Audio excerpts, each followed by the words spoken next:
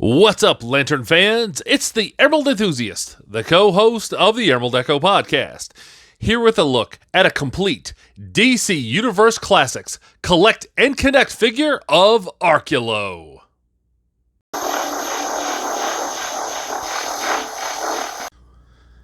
As a Collect and Connect figure, also known as a Build-A-Figure, this figure doesn't have its own specific packaging. You need to purchase all of these figures to get each of the pieces needed to complete Arkillo. As you can see here, this is a Manhunter robot. It contains the torso. So no packaging specifics for this review. However, let's go ahead and take a closer look at the loose details now. Let's have a look at the lower body here. And as you would expect, these are big, thick legs to support such a massive upper body on this figure. You get articulation here at the ankles. This one moves pretty well. I certainly appreciate that. You also get a hinge here at the knee. Good musculature here. You can see the light dancing off all of these massive muscles. There's a look at the back. In terms of articulation, you can get the figure to kick forward. He's blocked a little bit from bringing his leg all the way up by this belt part. You can get him to kick outward actually pretty far. That's impressive. And you can barely get him to go back. Again, it's blocked by the hips back here. So not much to complain about in terms of the lower body. One other thing I do want to note, though, I believe that the yellow on the boots is a little lighter than the yellow on the top of the figure. So that's a bit disappointing, but that's a very minor criticism. It's not very noticeable. Let's have a look at the torso, and the musculature is really well done on this. He's very massive and blocky, the way that you would expect Arkillo to look. Paint applications are very well done. This is what the torso looks like loose. You see the joint here. The paint applications are very tight. Good musculature here in the back. Again, really big, thick muscles. This one's got a mark on it, but the official Build-A-Figure that I have here, that one doesn't. Now, in terms of articulation, you can get him to crunch forward pretty far. He goes back.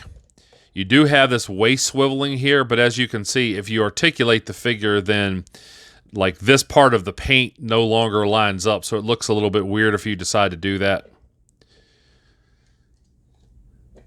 But overall, I think this looks exactly how you would like it. You can even see like this looks like the uniform is being stretched across these massive trapezius muscles up here. So overall, I think this is a really good looking torso. The deco here on the Sinestro core emblem is good. I would have preferred a raised logo, but I think it's still very well done. Very good torso. Let's have a look at the arms here.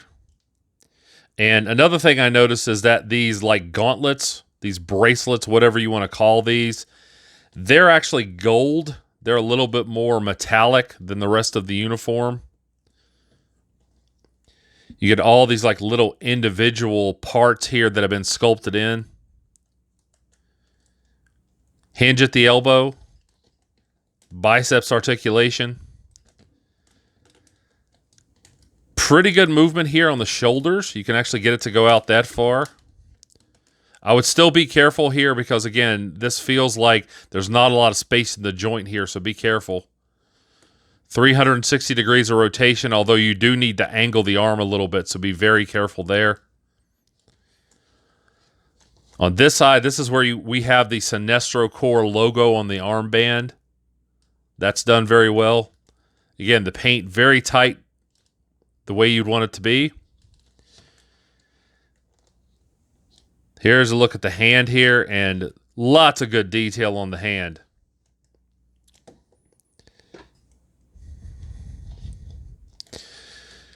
I like the claws on this. There is articulation at the wrist, so you can use that for your posing. Now let's have a look at the ring hand. As you can see, there's a lot of just exquisite detail here.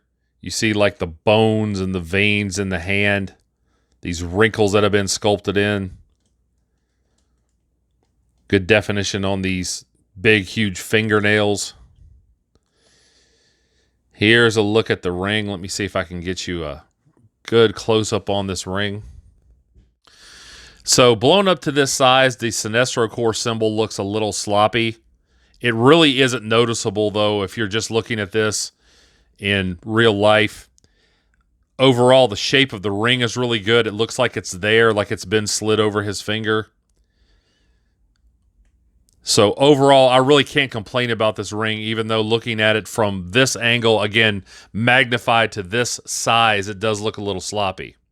Let's have a look at the head sculpt here, and it's really magnificent. You get all these wrinkles sculpted into the skin. I like how that looks. I like this extra flesh here around the mouth. That looks really unsettling. The eyes are well done. They're simple, but they're well done. Of course, I like this, the emotion that he's conveying, just anger, and he's threatening. That's exactly what you want from a Sinestro core member. These teeth are just magnificent. I mean, they're just very sharp looking and imposing. Here's a look at the back of the head. In terms of articulation, it doesn't really go up. You can get him to look down a little bit and side to side. Pretty much what you would expect for this figure. But again, overall, the head sculpt, extremely well done. I certainly hope you have enjoyed this review. If so, please like, subscribe, and tell a friend to do the same. Stay tuned at the end of the video for some articulation shots. And also remember to catch me on the Multiverse Musings vidcast, available right here on YouTube, where we cover all the happenings in the DC and Marvel universes and beyond. And I'll be back to the internet with more comic book related content soon. But until we meet again, this has been the Emerald Enthusiast, and thanks for watching.